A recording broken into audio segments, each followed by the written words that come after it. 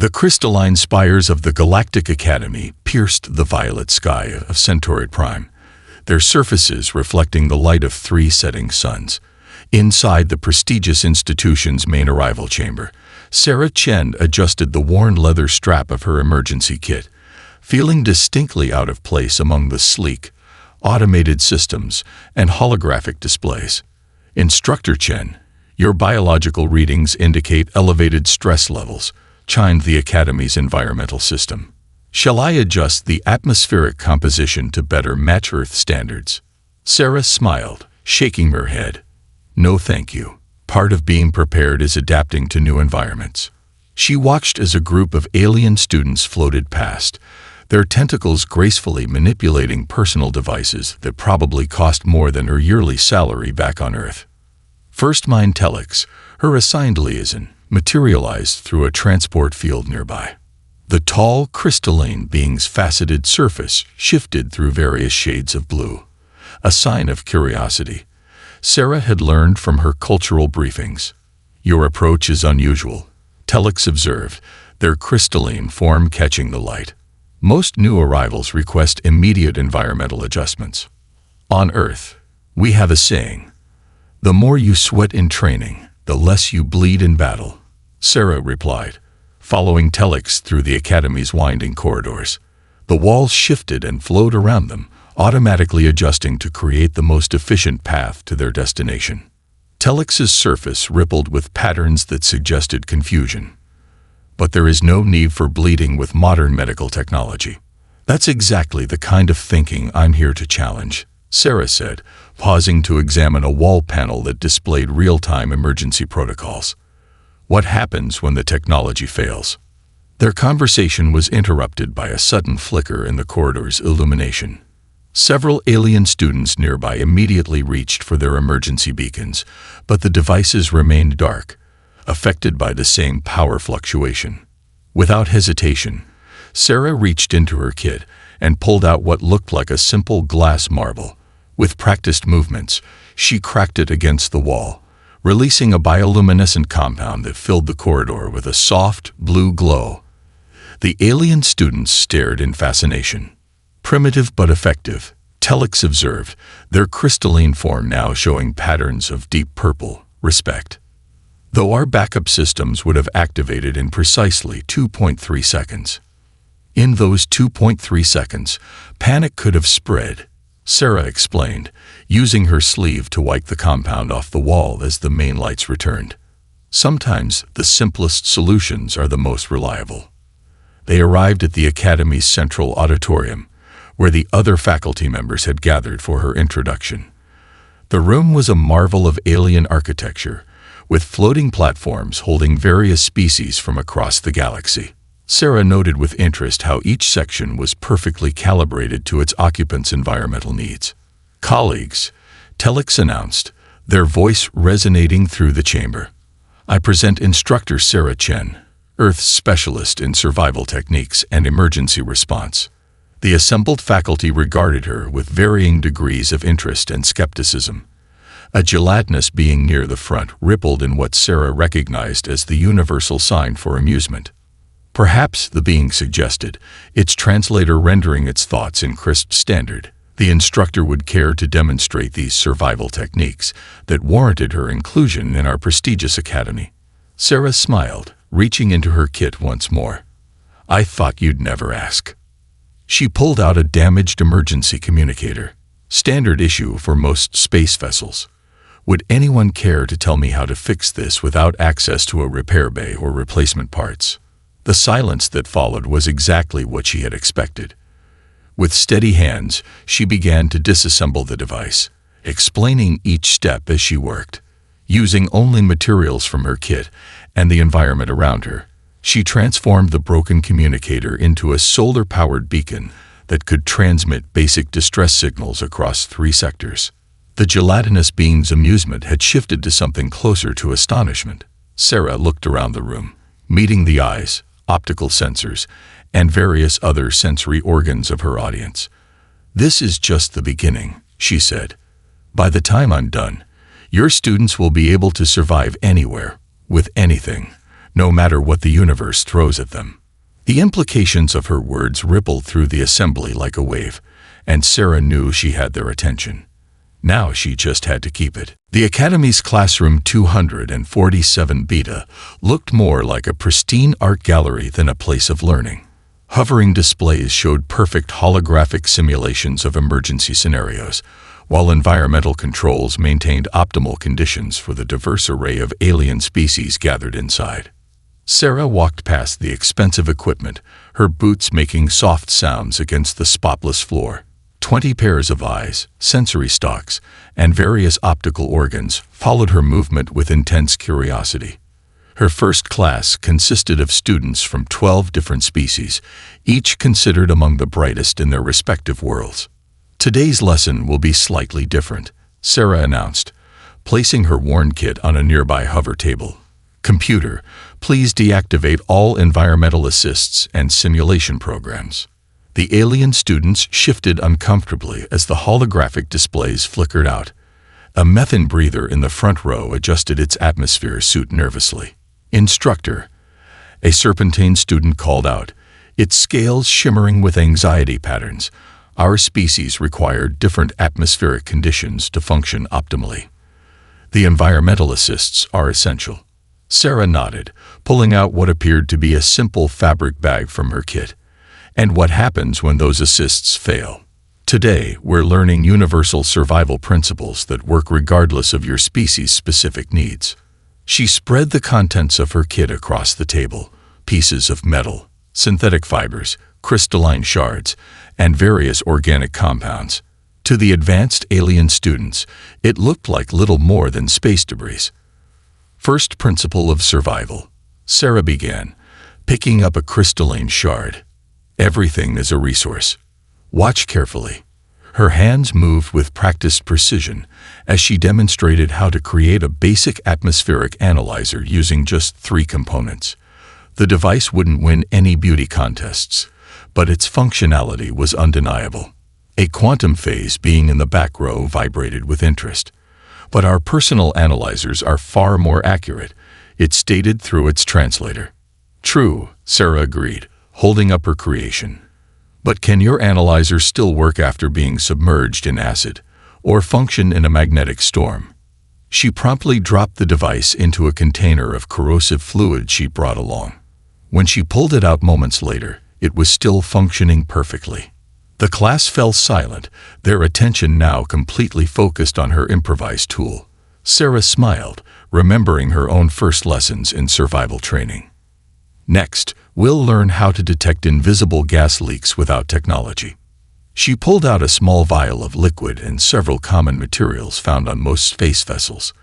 This could save your life when your sensors are compromised. For the next hour, Sarah demonstrated technique after technique. She showed them how to create emergency seals for hull breaches using common materials, how to purify toxic atmospheres with basic chemical reactions, and how to establish secure communication lines using mechanical vibrations through solid surfaces. The students' initial skepticism transformed into fascination. Even the methane breather had relaxed its posture, eagerly taking notes as Sarah explained how to modify its atmosphere suit's filtration system using readily available materials. "Remember," Sarah said, holding up a simple piece of metal she transformed into a multi-function tool, "technology isn't just about complexity. Sometimes the simplest solutions are the most reliable." A gentle chime signaled the end of the class period, but none of the students moved to leave. Instead, the serpentine student raised its head again, its scales now showing patterns of deep interest. "Instructor Chen," it asked, "could you show us how to make emergency atmospheric barriers? My species' mining colonies often face sudden environmental shifts." Sarah's response was interrupted by an unexpected visitor. First Mind Telex stood in the doorway, their crystalline form showing patterns of both concern and intrigue. They had clearly been observing the class. "I believe," Telex announced, "we may need to reconsider our definition of advanced technology." Their surface rippled with new patterns Sarah hadn't seen before. "Perhaps there is more to learn from Earth's methods than we initially thought." As the students finally began to file out, each carrying a piece of primitive equipment they'd created. Sarah caught fragments of their excited discussions. They were already theorizing ways to combine their new knowledge with their advanced technologies. "Next class," she called after them. "We'll learn how to navigate without quantum positioning systems." The mixture of horror and curiosity on their faces told her they'd definitely be back. First Mind Zilix drifted through the Academy's observation deck, their crystalline form refracting the light of distant stars. Below, Sarah Chen's classroom had been transformed into what the humans called a survival scenario. The pristine surfaces were now deliberately arranged to simulate a damaged space station section, complete with makeshift barriers and improvised equipment. "Fascinating methodology," murmured Professor Nexel, a gaseous being contained within an elegant environmental suit. "Crude, yet undeniably effective." Zilix's surface rippled with agreement patterns. When they had first reviewed Sarah's teaching application, they had expected simple demonstrations of obsolete techniques. Instead, they found themselves witnessing something far more intriguing. In the classroom below, Sarah was teaching her students how to repurpose standard equipment. "Your environmental suit," she explained to a hovering energy being, "contains enough basic components to create 3 different types of emergency beacons. Today, we'll learn how to make them all." The students gathered around, their various appendages and sensory organs focused intently on her demonstration. Even the usually detached void dwellers showed signs of engagement, their darkness-wrapped forms leaning closer to observe. Suddenly, the observation deck's monitors flickered. A power fluctuation rippled through the Academy's western wing, causing several systems to temporarily destabilize. Zilix reached for their emergency protocols panel, but what happened next made them pause.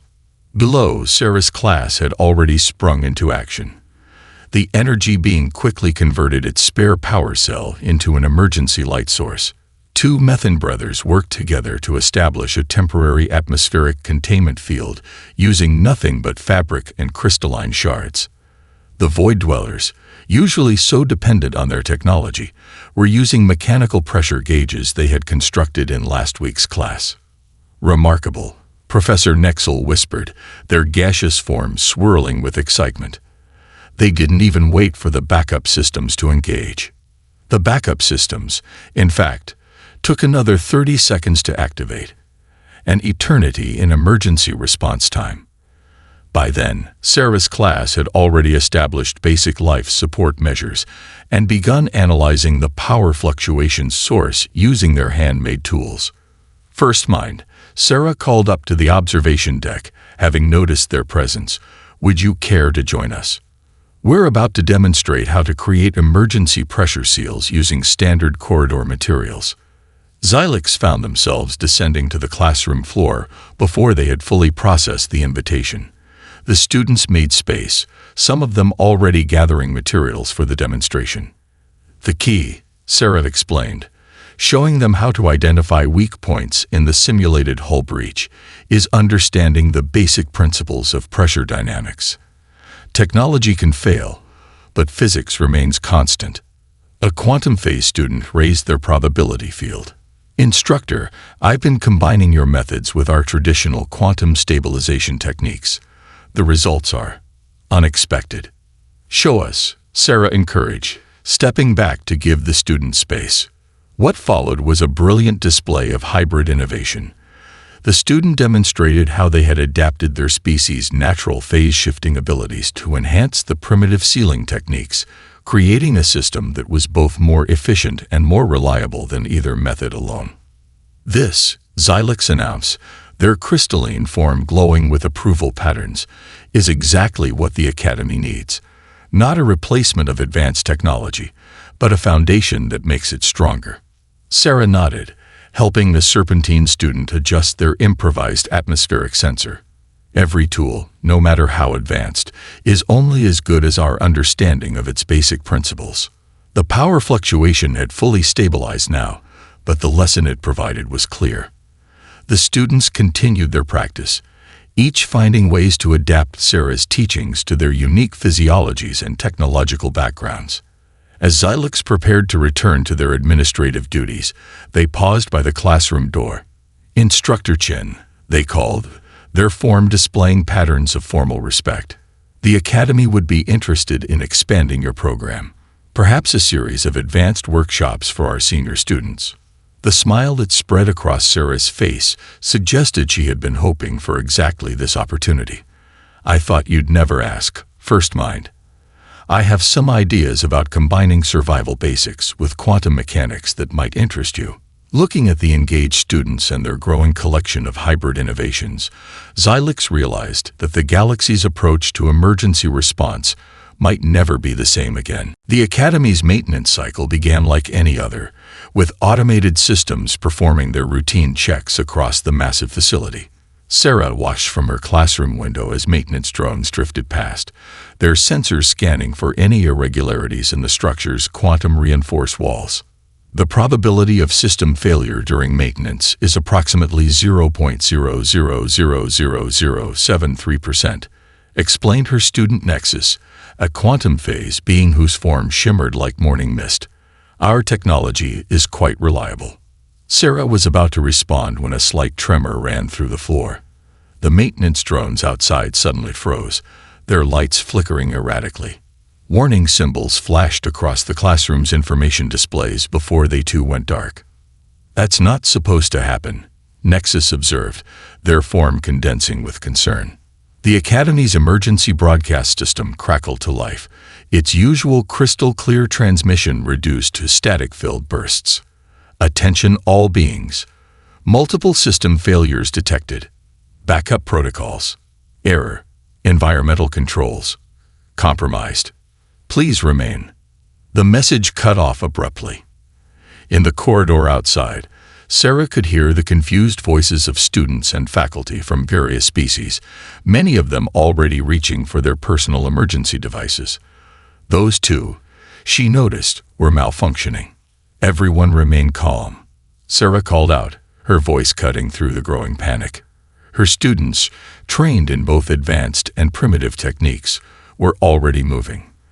The Serpentine student, SciFi, had pulled out their handmade atmospheric analyzer, while the Methan brothers began distributing emergency breathing apparatus they'd modified using Sarah's techniques.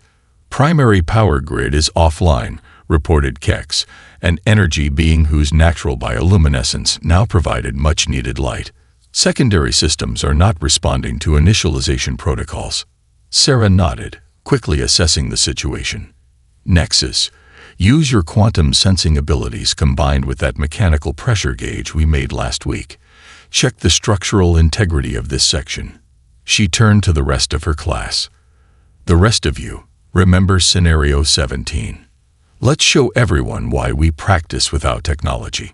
The students moved with practiced efficiency, using techniques that blended their species' natural abilities with Sarah's survival training. They began establishing a secure environment. Void Dwellers used their natural affinity for darkness to detect failing power conduits. Crystalline beings refracted emergency light signals through their bodies, creating communication networks independent of the Academy's systems. In the corridor, First Mind Silix appeared, their usually orderly surface patterns showing signs of distress. The quantum core is experiencing unprecedented fluctuations. Standard containment procedures are failing. First Mind, Sarah called out, we need to coordinate our efforts. My students have already established basic environmental controls in this section using manual methods. We can help. Xylix's form shifted through several uncertainty patterns before they nodded. The Academy's emergency response teams are unable to access their equipment. Perhaps your methods might prove useful. More than useful, Sarah replied, pulling out her worn emergency kit. Nexus, report on structural integrity. The quantum phase students solidified briefly. Multiple stress points detected, but the primary structure remained sound. However, I'm detecting unusual energy patterns in the maintenance systems. Sarah quickly organized her students into teams, each combining different species' abilities with the survival techniques they'd learned. First Mind, we'll need access to the Maintenance Control Center. My students can help stabilize the affected sections while we work on the root cause. As they moved through the darkened corridors, Sarah couldn't help but notice the irony. The Academy's most advanced systems had failed, yet her students' primitive techniques were keeping people safe. Method brothers worked alongside energy beings, using handmade tools to monitor atmospheric conditions. Crystalline beings collaborated with void dwellers to establish safe zones where species of all types could gather. "You know," Sarah said to Zilix as they approached the maintenance center, "sometimes the best way to advance is to remember where we started." The first mind's surface rippled with what might have been agreement as they faced their next challenge together. The maintenance control center looked like a battlefield of malfunctioning technology. Holographic displays flickered with corrupted data, while quantum processors hummed at frequencies that made even the crystalline beings uncomfortable. Sarah and her team of students worked alongside First Mind Xylix, their diverse skills being tested to their limits. "The quantum core's containment field is destabilizing," reported Nexus, their misty form stretched thin as they interfaced with both their primitive sensors and remaining functional quantum equipment. "Standard protocols are shifting. It's as if the system doesn't remember its own programming." Sarah studied the makeshift diagnostic display they'd created using a combination of crystalline refraction and energy being illumination. "Look at these patterns," she pointed to a particular sequence. The maintenance cycle triggered something in the deep code. It's not just a malfunction. The systems are actively rewriting themselves. Kex, the energy being, pulsed with realization. Like an immune response gone wrong, the automated repair systems are treating normal operations as threats. "Exactly," Sarah confirmed, pulling out what looked like a simple mechanical switch from her kit. "Which means we need to do something the system won't expect. We need to go analog." First Mind, Xylix's surface showed skepticism patterns. "The quantum core cannot be controlled by mechanical means. Its operations exist partially outside normal spacetime." Sarah smiled, attaching her device to a panel. "Who said anything about controlling it? Sometimes the best solution isn't control, it's communication." She turned to her students. "Remember what we learned about resonance patterns. Every system, no matter how advanced, has a basic frequency it responds to." The students quickly caught on to her plan. The Serpentine student, SciFi, began using their natural sensitivity to vibrations to map the quantum core's resonance. The Void Dwellers extended their darkness-wrapped tendrils to absorb excess energy, while crystalline beings positioned themselves to create a natural amplification network. "We're not trying to override the system," Sarah explained as they worked. "We're giving it a new baseline to calibrate against." "Nexus, can you phase match your frequency with SciFi's readings?" The quantum phase being's form rippled with understanding, combining quantum harmonics with physical vibration patterns, brilliant in its simplicity. As they implemented their plan, the maintenance control center began to change. The chaotic energy patterns started to align with the resonance network they'd created. Corrupted systems found new equilibrium points based on the stable frequencies they were providing. "It's responding," Xylix observed, their crystalline form showing patterns of amazement. "The quantum core is accepting the new baseline parameters." "But how did you know this would work?" Sarah helped a Methan brother adjust their position in the resonance network. "On Earth, we have something called mechanical governors, simple devices that help regulate complex systems. Sometimes, the most reliable solution is one that works with basic physical laws." Throughout the Academy, systems began to stabilize. The quantum core's erratic behavior smoothed out as it synchronized with their improvised resonance network. Emergency power returned to critical sections, guided by the steady frequencies they'd established. "We'll need to maintain this configuration until the core can complete a full reset cycle," Sarah explained, watching as her students worked seamlessly together. "Each species here has a natural resonance that helps stabilize the network. We're not just fixing the technology, we're helping it learn a new way to operate." First Mind Xylix's surface rippled with complex patterns of understanding. By combining your primitive techniques with our advanced technology, we've created something entirely new. A hybrid solution that neither of our civilizations could have developed alone. That's the real lesson here, Sarah said, watching as her students continued to refine their resonance network. True innovation isn't about abandoning the old for the new. It's about finding ways to make them work together. As the quantum core hummed with renewed stability, Sarah could see the impact of this lesson written across the faces and forms of everyone present. They had done more than just solve a crisis. They had opened a door to a new way of thinking about technology and survival. News of the successful stabilization spread through the academy like a quantum wave, but the crisis wasn't over yet. Several sections still struggled with failing systems, and not everyone had access to the innovative solutions Sarah's class had developed. "We need to spread this knowledge quickly," Sarah announced to her gathered students in the now stable maintenance center.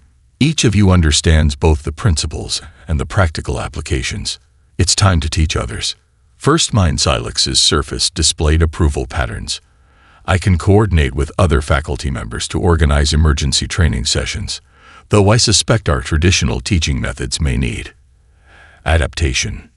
Nexus, the quantum phase being, rippled with an idea.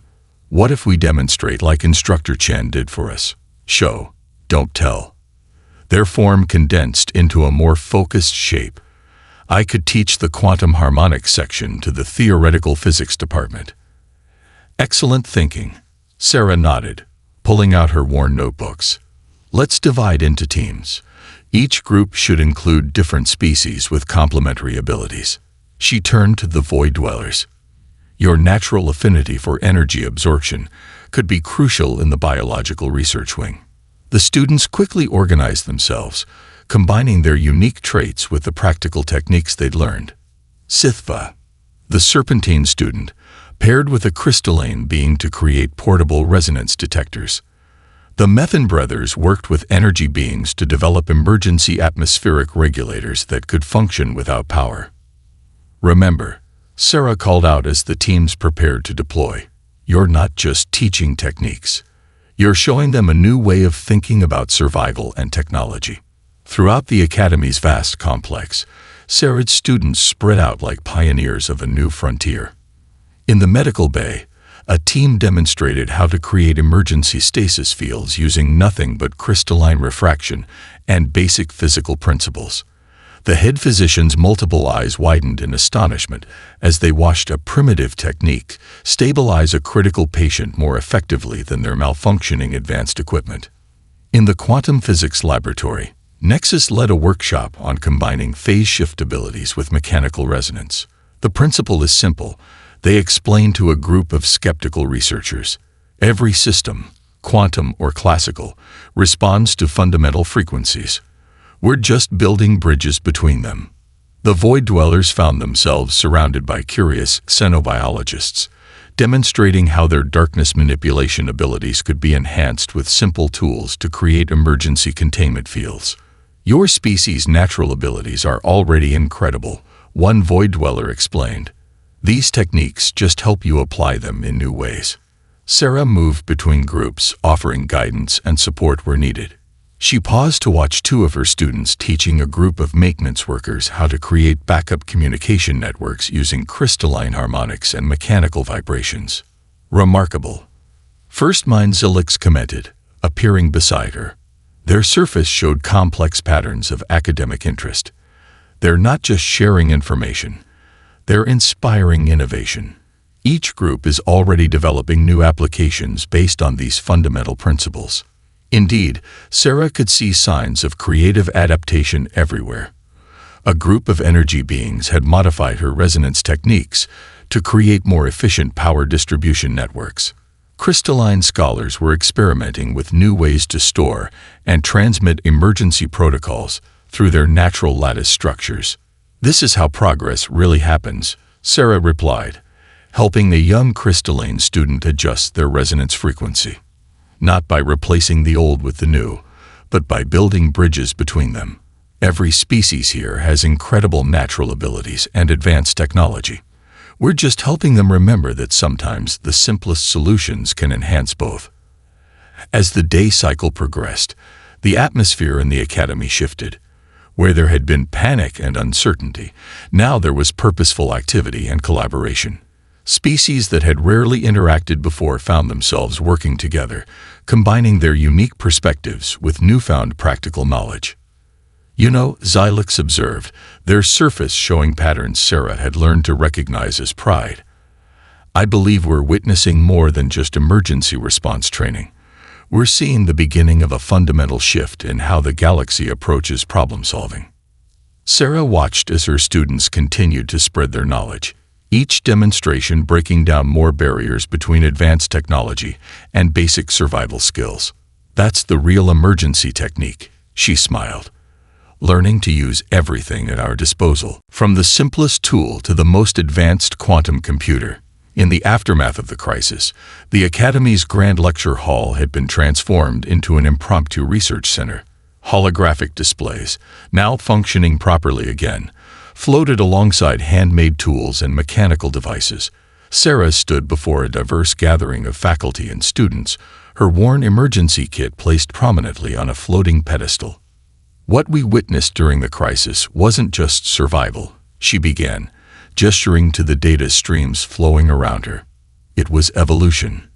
Each of you adapted your species' unique abilities and advanced technology to work with fundamental physical principles. First Mind Xylix moved forward, their crystalline surface displaying complex academic patterns. Our analysis of the event has revealed something unprecedented.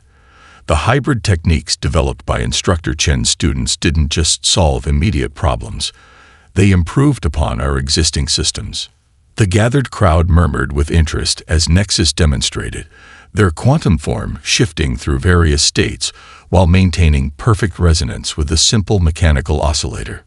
The stability achieved through these combined methods exceeds our previous benchmarks by 43%, they explained. SciFi, the Serpentine student, slithered forward with a device that blended crystalline technology with organic sensors. We've discovered that by incorporating simple mechanical governors into our quantum systems, we can prevent cascade failures before they begin. The principles Instructor Chen taught us about redundancy and basic fail-safes actually enhance our advanced technology. Sarah watched with pride as her students presented their findings. The Void Dwellers had developed a new method of energy storage that combined their natural darkness manipulation with basic thermodynamic principles. The Methane Brothers had created atmospheric regulation systems that were both more efficient and more reliable than their purely technological predecessors. The implications extend far beyond emergency response. First Mind Xylix continued, their surface rippling with excitement patterns. These hybrid approaches could revolutionize everything from space travel to planetary colonization. As if to demonstrate, a team of energy beings and crystalline students activated a new type of communication array they'd developed. It used crystal lattices as natural amplifiers, enhanced by energy being frequencies, all regulated by simple mechanical controls. The result was a communication system that could function in conditions that would disable conventional quantum networks. But the most significant discovery, Sarah added, picking up her emergency kit, isn't about technology at all. It's about perspective. She pulled out a simple mechanical compass, holding it up alongside a quantum positioning device. Each of these tools has its place. True advancement comes from understanding when and how to use both. The presentation continued as different groups shared their innovations. The Methane Brother demonstrated how they had adapted their environment suit to include both advanced filters and mechanical backups. A Void Dweller showed how their natural abilities could be enhanced with simple tools to create more effective emergency containment fields. We're proposing a new approach to academy curriculum. First Mind Xylix announced, their form showing formal academic patterns. One that integrates fundamental survival principles with our advanced studies. Every student should understand both the technology they rely on and the basic principles that govern it. The crowd's reaction was overwhelmingly positive. Species that had once looked down on primitive techniques were now eagerly discussing ways to incorporate them into their own technological frameworks. Sarah saw groups of students from different worlds clustering together, sharing ideas and planning new experiments. "You've started something remarkable," Xylix said privately to Sarah as the presentation concluded. "This isn't just about emergency response anymore. It's about bridging the gap between natural abilities, basic principles, and advanced technology." Sarah smiled, watching as a young crystalline student taught a quantum phase being how to use simple mechanical tools to enhance their natural abilities. "That's the thing about knowledge," she replied. "The more you share it, the more it grows. We're not just combining techniques, we're creating an entirely new way of thinking about survival and progress." As the session ended, the excitement in the room was palpable. Students and faculty lingered, eagerly discussing new possibilities and planning future collaborations. The Academy was changing, evolving into something that honored both the advanced and the fundamental, the complex and the simple. The grand amphitheater of the Galactic Academy sparkled under the light of 3 setting suns. Once a showcase of pure technological advancement, it now displayed a harmonious blend of advanced systems and fundamental techniques. The graduation ceremony was about to begin, but this year was different from any before. Sarah stood at the podium, her worn emergency kit displayed proudly beside the Academy's quantum ceremonial staff. The graduating class before her represented 27 different species, each trained in both their advanced specialties and essential survival techniques. "When I first arrived here," Sarah began, her voice carrying clearly through the natural acoustics of the chamber, "many thought Earth's techniques were too primitive for this prestigious institution. Today, we celebrate not just the graduation of these exceptional students, but the birth of a new approach to galactic emergency response." First Mind Xylix floated forward, their crystalline surface displaying formal ceremonial patterns. "The Academy Board has officially recognized this innovative curriculum. What began as an elective course has become a cornerstone of our education system." The first demonstration began as Nexus, now a teaching assistant, led a group of students through an emergency response simulation. Their quantum forms shifted seamlessly between states while maintaining perfect coordination with mechanical backup systems. The audience watched in amazement as they contained a simulated reactor breach using both advanced quantum fields and basic physical principles. "Notice how they maintain multiple redundancy layers," Sarah explained. "The quantum containment field is primary, but mechanical safeguards ensure survival even if advanced systems fail. This is the future of emergency response." The Serpentine graduates followed, demonstrating their mastery of hybrid communication systems. They used their natural sensitivity to vibrations in conjunction with crystalline amplifiers and quantum transmitters, creating a communication network that could function under any conditions. "Adaptation and innovation," First Mind Xylix commented, their surface showing pride patterns. "Each species brings their natural abilities, enhanced by both advanced technology and fundamental techniques." The Void Dwellers presented next, their darkness-wrapped forms moving in perfect synchronization. They demonstrated how their natural energy absorption abilities, combined with simple mechanical tools and quantum technology, could stabilize even the most volatile spatial anomalies. "Remember," Sarah addressed the graduates, "your greatest strength lies not in choosing between advanced and basic techniques, but in knowing how to use both. Every tool, every method, every natural ability has its place in the universe." The ceremony continued as each group demonstrated their unique combinations of skills. Methan Brothers showed how they had revolutionized environmental system design by incorporating mechanical backups into quantum atmospheric processors. Energy Beings displayed new power distribution methods that blended their natural abilities with both advanced and basic principles. "Today marks a new chapter in galactic history," First Mind Xylix announced.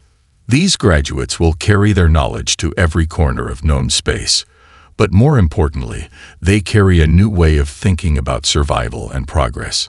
Sarah watched with pride as her students received their certification crystals, each one encoded with both quantum data and physical engravings, a symbol of their mastery of both worlds.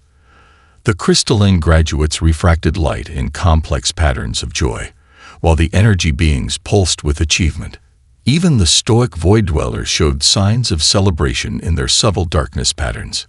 But our work isn't finished, Sarah continued, picking up her emergency kit. This is just the beginning. Each of you will face new challenges, discover new applications, and teach others what you've learned here. Remember, true innovation knows no boundaries between advanced and primitive, between natural and technological. As the ceremony concluded, the amphitheater filled with a spectacular display. Energy beings created elaborate light patterns, enhanced by crystalline beings' refraction, and void dwellers' shadow manipulation. The demonstration seamlessly incorporated both quantum effects and basic physical principles, a perfect metaphor for their achievement. You know, First Mind Zilix said to Sarah as they watched the celebrations, when you first arrived, I thought you would teach our students how to survive with less. Instead, you taught them how to achieve more by understanding both worlds. Sarah smiled, watching as her graduates mingled, already sharing ideas for new innovations and applications. That's the real lesson of survival, she replied.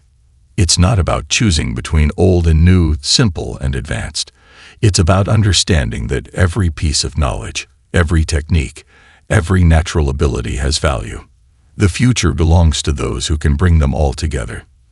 The three suns had fully set now, but the academy glowed with its own light, a perfect blend of natural bioluminescence, quantum illumination, and simple chemical reactions.